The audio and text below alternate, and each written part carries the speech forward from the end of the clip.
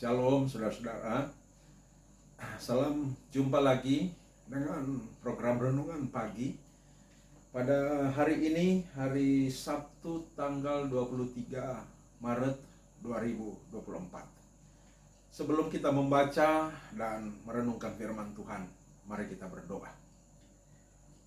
Terpujilah Engkau ya Tuhan, atas segala kasih dan kuasa-Mu yang senantiasa Engkau tunjukkan kepada anak-anak-Mu. Terpujilah Engkau yang senantiasa memelihara dan menudungi kami dengan kuasa-Mu, sehingga kami boleh beristirahat di malam yang sudah lewat dan bangun di pagi ini dengan tubuh sehat kuat baru. Kami rindu untuk mengawali hari ini dengan membaca dan memikirkan firman-Mu. Biarlah kebenaran firman-Mu makin hari makin dibukakan rahasia-rahasianya kepada kami. Dan biarlah oleh anugerah-Mu makin hari kami makin bertumbuh di dalam kebenaran firman-Mu. Berkuasalah atas kami ya Roh Kudus. Tuntunlah kami untuk memikirkan firman-Mu dan tunjukkanlah kebenaran-kebenaran-Mu itu kepada kami. Dan bawa tuntun pimpin kami untuk hidup di dalamnya. Berfirmanlah, kami menyambutnya. Di dalam nama Tuhan Yesus kami berdoa. Amin. Saudara-saudara yang saya kasih dalam Tuhan, saat ini kita masih di Lukas 22. Dan kita akan membaca setengah ayat dari ayat yang ke-53. Yaitu Lukas 22 ayat 53b. Demikian firman Tuhan saya bacakan. Tetapi inilah saat kamu, dan inilah kuasa kegelapan itu. Karena teks bacaan ini singkat, saya bacakan kembali lagi. Tetapi inilah saat kamu, dan inilah kuasa kegelapan itu. Kamu di sini siapa? Yaitu orang-orang yang datang untuk menangkap Yesus di bawah pimpinan dari beberapa pemimpin agama Yahudi. Yang hampir kurang lebih 1.000 orang yang sudah kita bicarakan pada beberapa hari yang lalu. Jadi kamu di sini adalah dari pihak yang hendak menangkap Yesus. Dan dikatakan, tetapi inilah saat kamu, dan inilah kuasa kegelapan itu. Jadi saudara-saudara, dari kalimat singkat dalam ayat 53 ini, tergambar jelas kepada kita dua hal. Yang pertama, kuasa kegelapan itu ada. Kuasa kegelapan di sini menunjuk pada penguasa kerajaan kegelapan, yaitu siapa? Yaitu iblis. Itu yang pertama. Yang kedua, bahwa kuasa gelap, yaitu iblis ini, sementara memanfaatkan para penangkap Yesus itu untuk membuat Yesus gagal di dalam misinya. Saya katakan membuat Yesus gagal di dalam misinya, oleh karena sebenarnya pada hakikatnya iblis takut sekali kalau Yesus mati di kayu salib. Sebab matinya Yesus di kayu salib itu adalah merupakan satu-satunya jalan untuk menebus dosa manusia dan untuk memberikan keselamatan kepada manusia yang berdosa. Jadi iblis sebenarnya berusaha sekuat mungkin dengan berbagai cara, dengan berbagai strategi untuk menggagalkan Yesus melaksanakan misinya. Jadi bila kita memikirkan kembali sejak awal, sebenarnya dia sudah menghalangi Yesus. Waktu Yesus berpuasa 40 hari 40 malam, iblis menggoda Yesus, intinya agar supaya Yesus mundur dari misinya itu. Supaya Yesus terjerat di dalam godaan-godaan iblis itu dan tidak dapat maju melaksanakan misinya. Iblis pernah memakai Petrus untuk menggagalkan misi Yesus mati di kayu salib. Di mana kita tahu narasinya, Petrus itu pernah berkata kepada Yesus, "Guru," ya tegur Yesus, engkau adalah Mesias, masa engkau akan mati? Jauhlah daripadamu pikiran seperti itu. Dan Yesus katakan apa kepada Petrus? Enyahlah engkau iblis, sebab engkau hanya memikirkan pikiran manusia dan tidak memikirkan apa yang dipikirkan oleh Allah. Lalu kemudian iblis memakai Yudas untuk menjual Yesus, untuk mengkhianati Yesus. Karena apa? Karena iblis sudah tahu bahwa Yesus begitu fokus pada misi penebusan dosa untuk mati di kayu salib. Dan iblis tahu iblis sudah tidak dapat lagi menghalangi Yesus untuk melaksanakan misinya ini. Bahkan ketika Yesus berdoa di Taman Getsemani itu, sampai penulis Injil mengatakan, di dalam doanya itu sampai titik-titik darah keluar dari pori-porinya. Karena dia bergumul. Dalam natur manusiawinya sebenarnya, Yesus itu merasa takut menghadapi siksaan penderitaan yang sangat mengerikan yang harus dijalani olehnya. Sehingga dia berdoa, Tuhan, Bapa, kalau boleh cawan ini, maksudnya cawan penderitaan itu, lalu daripadanya. Tetapi bukan kehendakku yang jadi, melainkan kehendakmu yang jadi. Nah, saat-saat itu adalah Yesus bergumul dengan cobaan iblis. Sehingga dalam film The Passion of Christ itu, kalau kita nonton film, sementara Yesus berdoa, ada iblis yang disimbolisasikan dengan ular yang berjalan di samping Yesus, di sekitar tempat Yesus berdoa itu di Taman Getsemani. Jadi iblis mau menggagalkan Yesus untuk mati di kayu salib. Dengan cara-cara sebelumnya tidak berhasil, dia pakai Yudas untuk semakin memahitkan jalan penderitaannya itu. Dengan tujuan Yesus mundur. Nah, begitu juga ketika orang-orang banyak dengan senjata itu, yang jumlahnya hampir 1.000 orang, datang untuk menangkap Yesus. Ini bagian dari kepahitan yang sementara dicitrakan oleh iblis di mata Yesus agar supaya Yesus mundur. Nah, apa yang dilakukan oleh iblis itu, kemudian Yesus katakan, inilah saat kamu. Inilah kuasa kegelapan itu. Artinya, saudara-saudara, dari perspektif iblis, iblis sedang memakai para pemimpin agama Yahudi dan orang-orang yang datang untuk menangkapnya itu untuk mendatangkan ketakutan yang lebih luar biasa kepada Yesus agar supaya Yesus mundur. Tetapi di pihak lain, dari perspektif para pemimpin agama Yahudi dan orang-orang banyak itu, mereka tidak menyadari bahwa iblis sebenarnya sedang memakai mereka. Untuk apa? Mereka kira mereka hendak menjalankan niatnya membunuh Yesus. Kerinduan mereka adalah membunuh Yesus. Jadi mereka diperdaya oleh iblis. Mereka pikir mereka akan menang, tujuan mereka akan tercapai, membunuh Yesus. Padahal sebenarnya iblis mau memakai mereka untuk mendatangkan ketakutan yang lebih besar lagi kepada Yesus, dan Yesus mundur dari misinya mati di kayu salib menebus dosa-dosa manusia. Nah, namun poin yang saya mau katakan di sini bahwa pertama, Alkitab memberikan gambaran yang jelas iblis itu ada.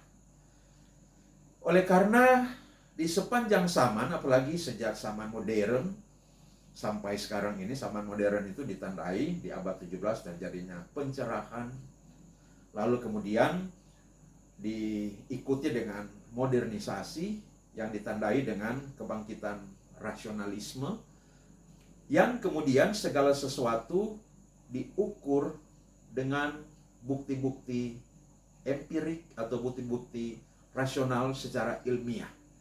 Segala sesuatu yang tidak dapat dibuktikan secara rasional, secara empirik dalam konteks metodologi ilmiah, tidak dapat diakui sebagai sebuah realitas kebenaran.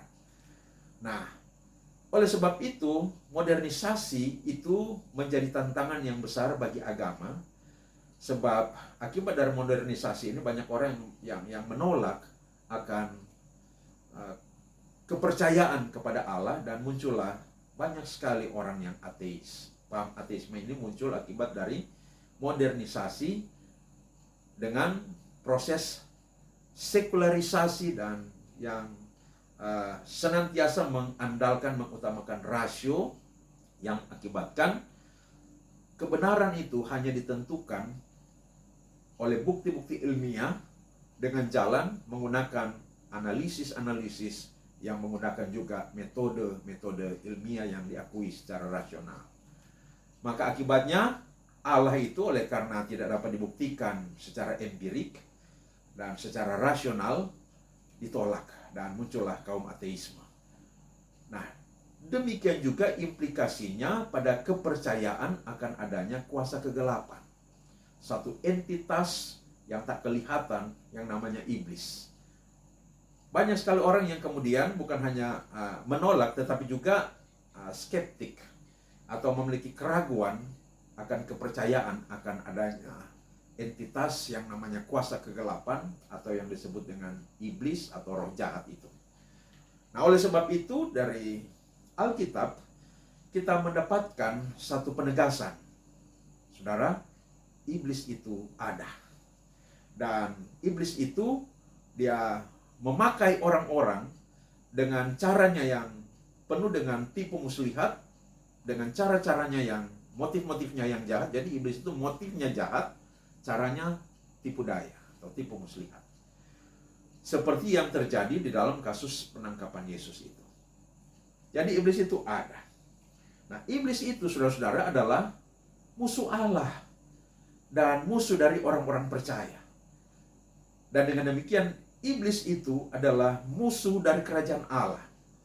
Kerajaan Allah itu artinya intervensi Allah yang masuk ke dalam ciptaannya untuk menebus ciptaannya yang sudah jatuh di bawah kuasa dosa dan membawa ciptaannya, terutama manusia yang sudah jatuh di bawah kuasa dosa itu, untuk masuk ke dalam kerajaan Allah itu melalui iman kepada Yesus Kristus, agar supaya mengalami penebusan, mengalami keselamatan, dan mengalami kehidupan yang baru di dalam tuntunan kuasa Roh Kudus. Itu kerajaan Allah. Nah, iblis sebagai musuh dari Allah dan musuh dari orang-orang percaya yang sudah hidup di dalam kerajaan Allah itu dengan demikian juga adalah merupakan musuh dari kerajaan Allah. Tujuan daripada iblis ialah menghambat agar supaya kerajaan Allah ini jangan mengalami kemajuan. Sedangkan kerajaannya yang disebut sebagai kerajaan iblis atau kerajaan kegelapan mengalami pertumbuhan, makin hari makin menjadi besar. Itu tujuannya. Membesarkan kerajaan kegelapan dan melemahkan, mengecilkan, dan bahkan mematikan kerajaan Allah.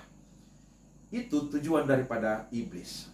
Nah, di dalam tujuannya yang besar itu ada tujuan-tujuan yang lebih kecil lagi, seperti misalnya menghambat orang-orang yang hidup di dalam dosa untuk menjadi percaya dan hidup di dalam Kristus.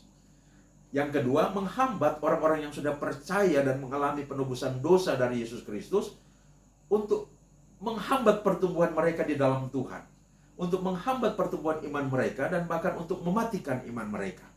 Itu tujuan-tujuan daripada iblis. Nah, jadi saudara-saudara, dalam rangka mewujudkan tujuan-tujuannya ini, maka iblis melakukan berbagai tipu daya, berbagai muslihat agar supaya kerajaan Allah itu menjadi lemah dan terhambat pertumbuhannya, sementara kerajaan kegelapan, kerajaan iblis ini makin hari makin besar.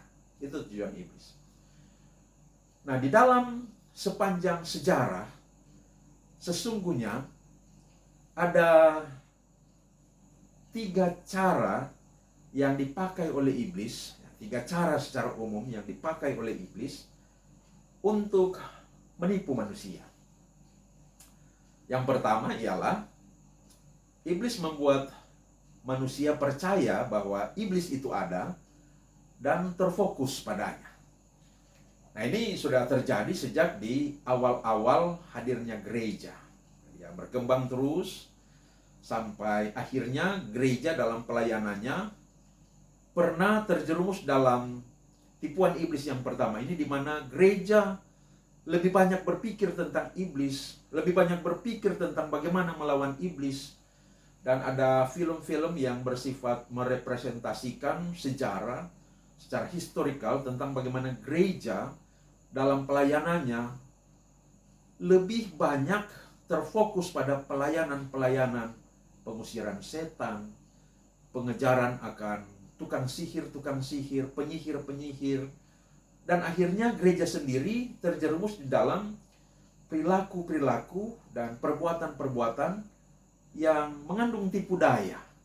Jadi contoh dalam sejarah pernah dicatat bahwa ada pemimpin-pemimpin gereja di dalam rangka mendapatkan pengakuan dan mengalami kemajuan, progres di dalam karirnya, maka dia menciptakan suatu situasi dan kondisi yang membuat sebagian besar warga gereja percaya ia telah mengalahkan iblis dengan cara yang menangkap banyak penyihir ditangkap olehnya lalu kemudian dihukum mati oleh gereja.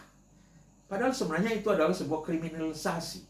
Bukan tukang sihir tetapi dijadikan sebagai tukang sihir. Bukan penyihir tetapi kemudian disetting seolah-olah maka perempuan-perempuan itu atau orang-orang itu adalah penyihir, kemudian diberikan hukuman mati oleh gereja. Pernah terjadi dalam sejarah itu, dalam sejarah gereja, hal yang seperti itu. Di dalam ilmu psikologi ada satu teori yang berkata, apabila seseorang sudah terfokus pada sesuatu, maka sebenarnya sesuatu yang sudah mengambil perhatian dan fokusnya itu sudah menguasainya. Jadi, kalau gereja sudah terfokus pada iblis, terfokus pada mencari tahu pemahaman-pemahaman tentang iblis, dan melakukan pelayanan-pelayanan yang berkaitan dengan iblis, maka pada hakikatnya, menurut teori psikologi ini, gereja sudah dikuasai oleh iblis. Ini terjadi dalam sejarah. Kemudian tipuan yang kedua secara umum. Iblis membuat gereja percaya bahwa iblis itu tidak ada. Maka ketika gereja mempercayai iblis itu tidak ada, iblis dengan begitu bebas dan leluasanya bekerja di dalam dan di sekitar gereja untuk menghambat dan bahkan menghancurkan kerajaan Allah. Saudara-saudara, ini produk dari modernisasi.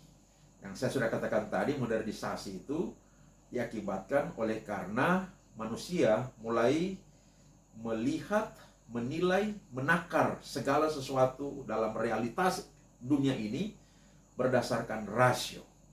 Asumsinya ialah bahwa segala sesuatu, segala fenomena, termasuk fenomena-fenomena persoalan-persoalan manusia, persoalan-persoalan kosmos, persoalan-persoalan sakit penyakit, dan lain-lain sebagainya, dapat dijelaskan sebab musabab dan solusinya berdasarkan rasio. Nah, ini ciri dari modernisasi atau juga yang disebut dengan istilah sekularisasi, saudara-saudara.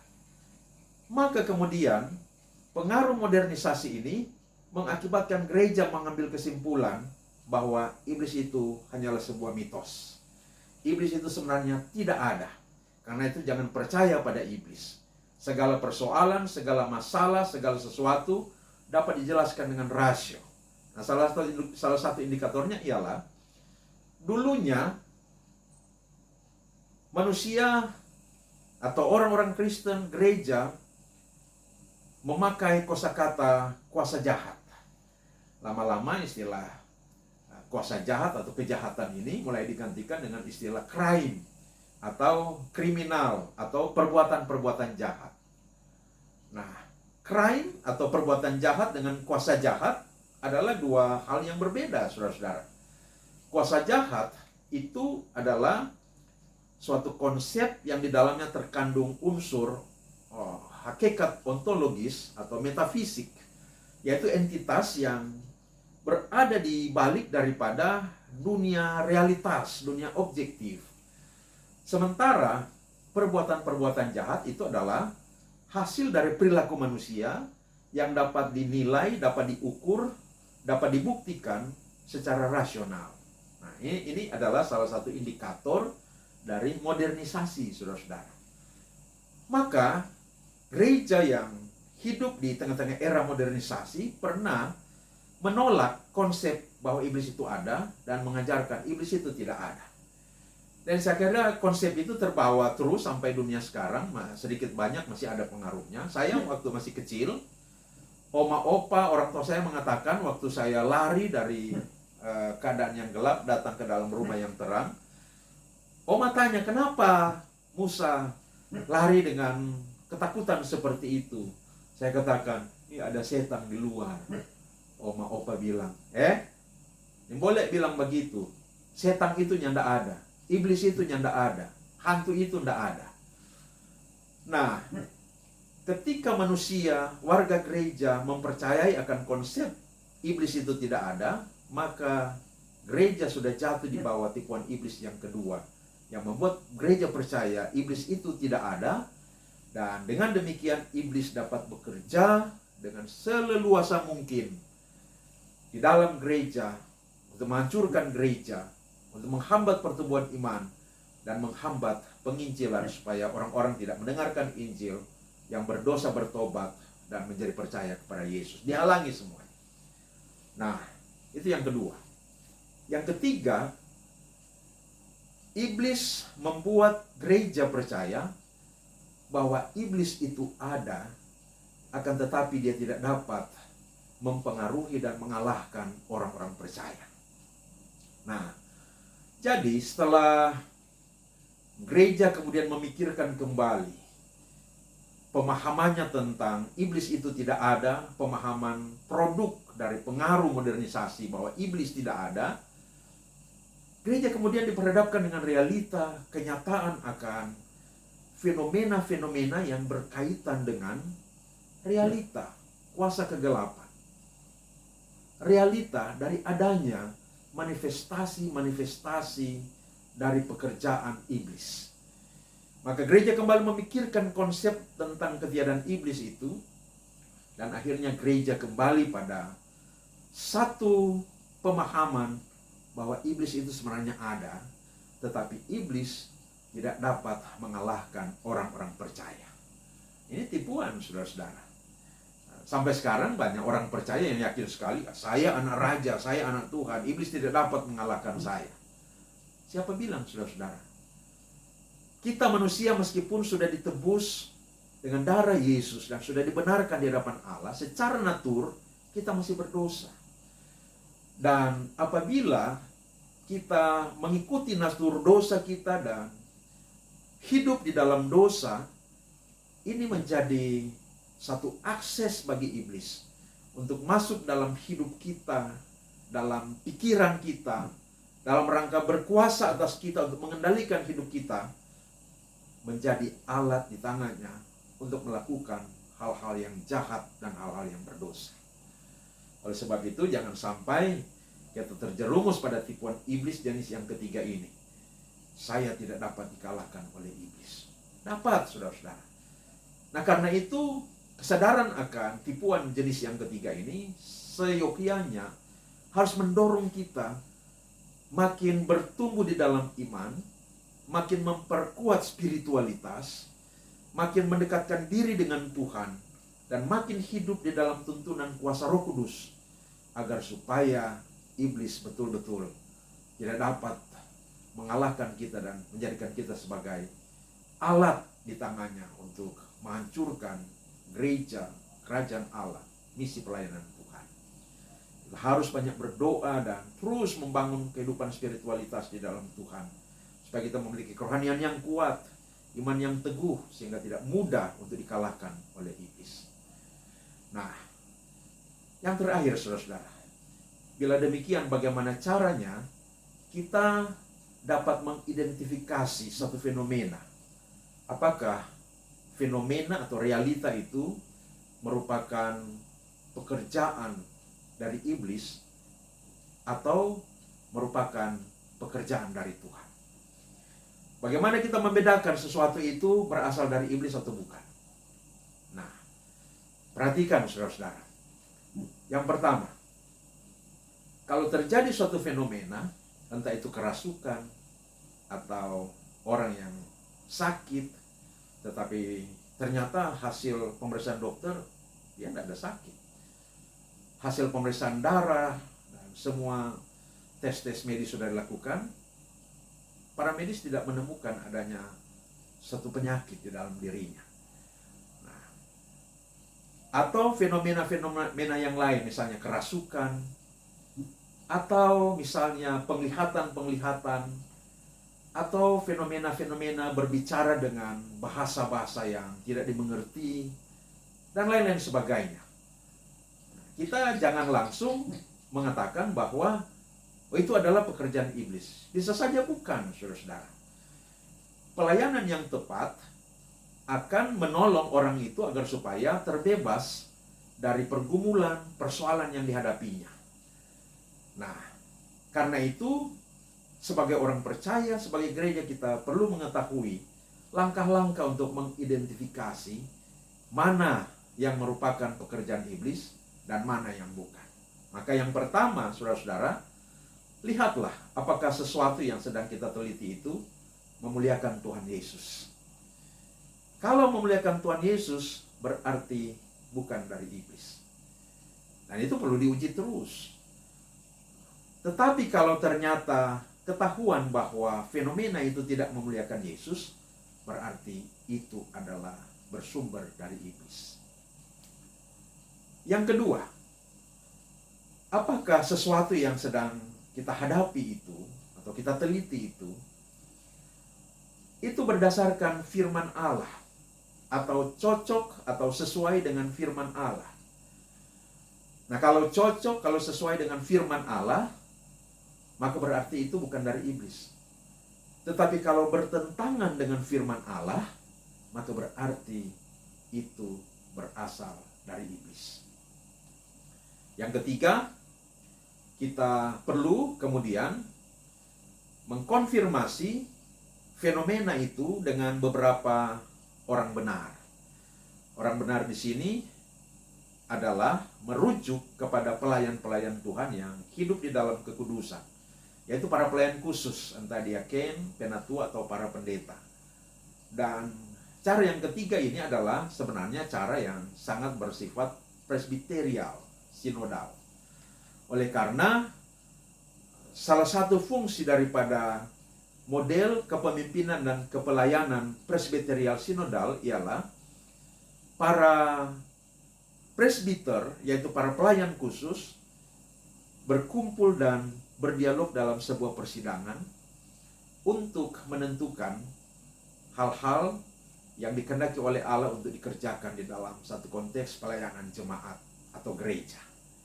Nah, dalam hal menilai sebuah fenomena, maka para pelayan khusus entah secara informal berkumpul mempercakapkannya, atau juga secara formal lewat sebuah persidangan, sidang majelis jemaat, membicarakan, mendiskusikan dengan berlandaskan pada kebenaran firman Tuhan untuk menilai fenomena itu apakah itu sesuai, cocok dengan firman Tuhan atau bertolak belakang dengan firman Tuhan. Kalau sesuai, cocok dengan kebenaran firman Tuhan, maka berarti bukan dari iblis.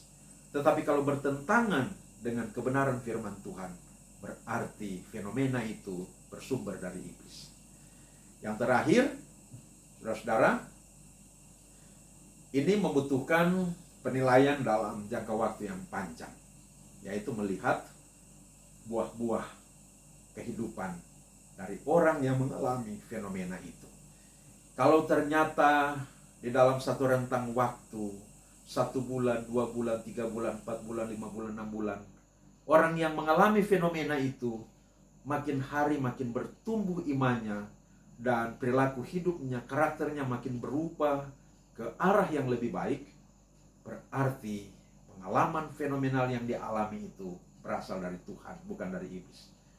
Tetapi kalau hidupnya itu makin rusak, perilakunya itu makin jauh daripada Tuhan, kita dapat memastikan fenomena semenarik dan seheran apapun yang dialami itu bukan berasal dari iblis. Ada orang yang bisa melakukan keajaiban-keajaiban, mujizat-mujizat.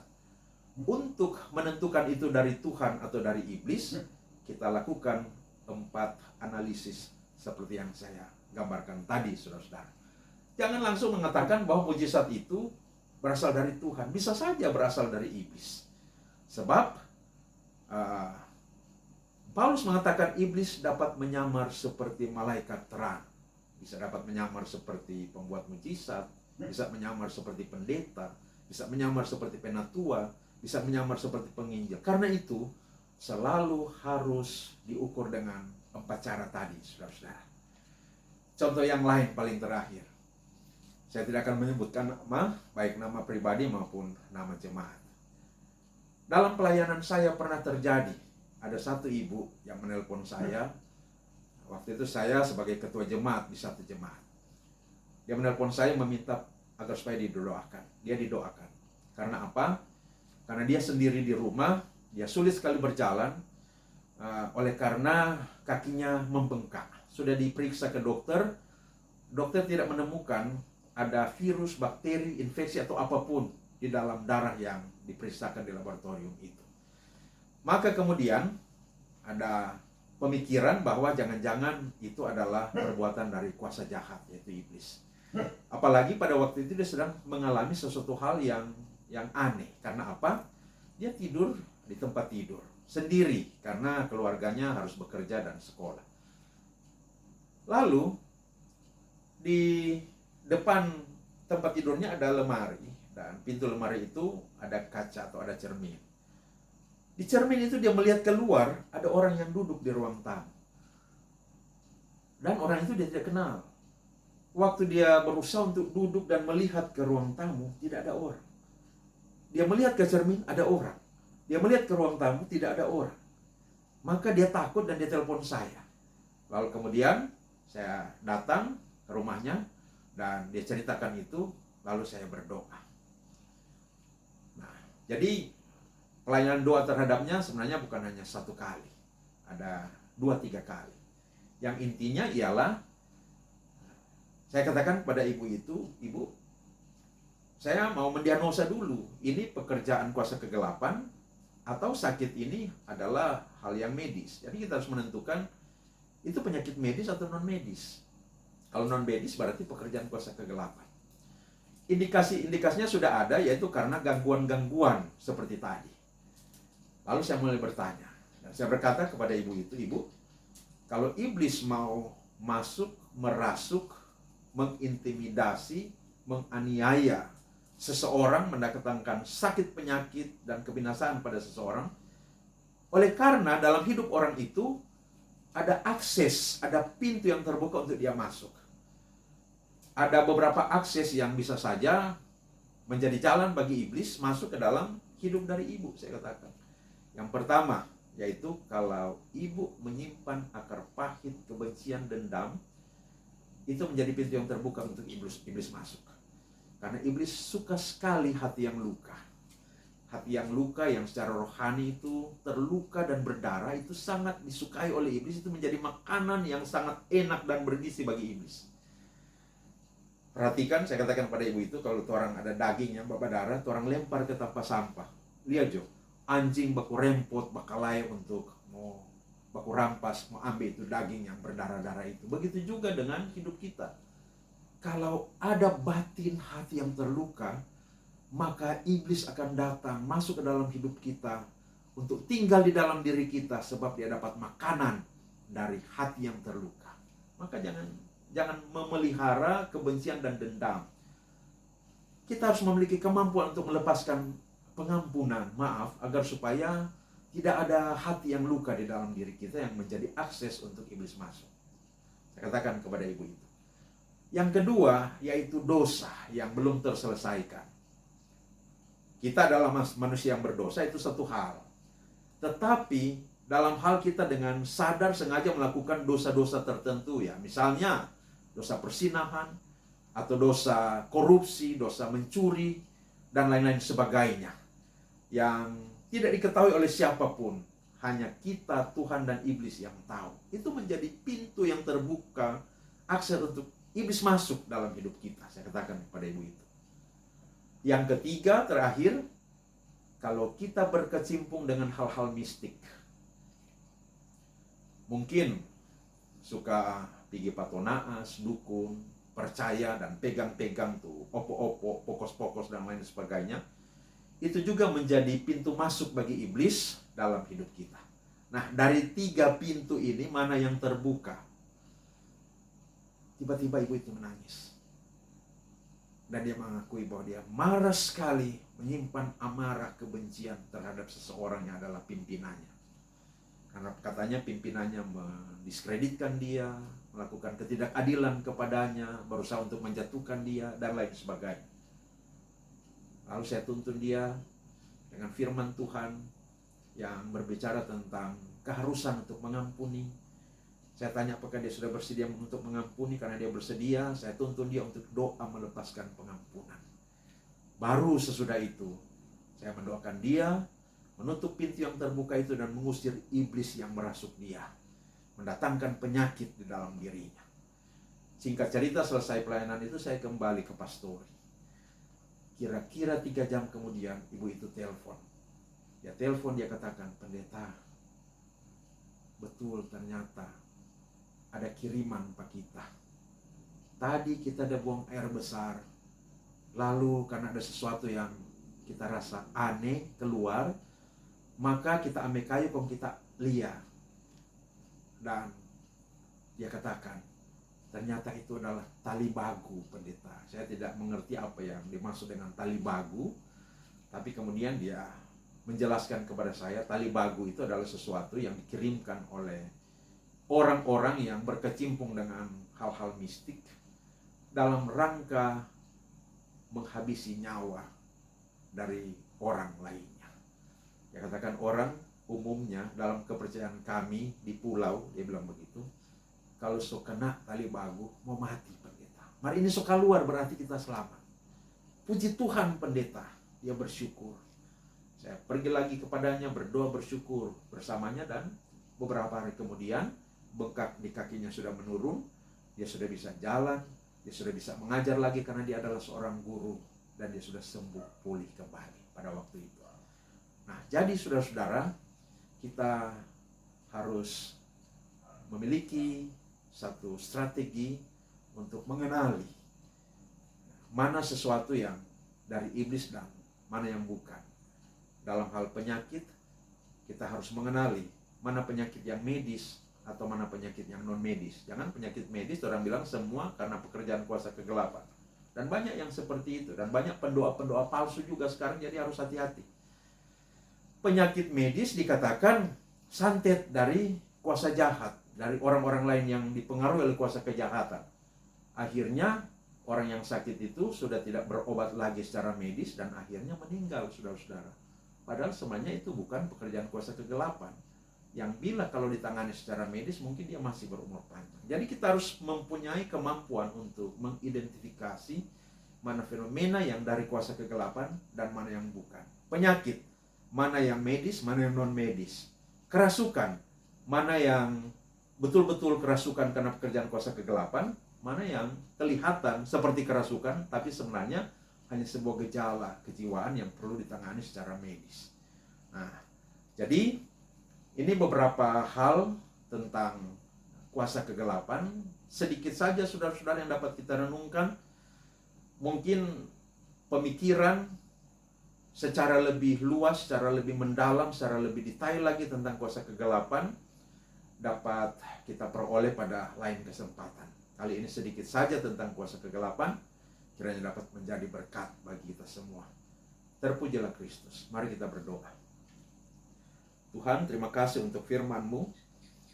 Kiranya kami tahu bahwa kuasa gelap iblis itu ada, tetapi kiranya kami juga tidak berfokus kepadanya, melainkan Roh Kudus menolong kami untuk berfokus pada Kristus, bukan pada iblis meskipun dia ada.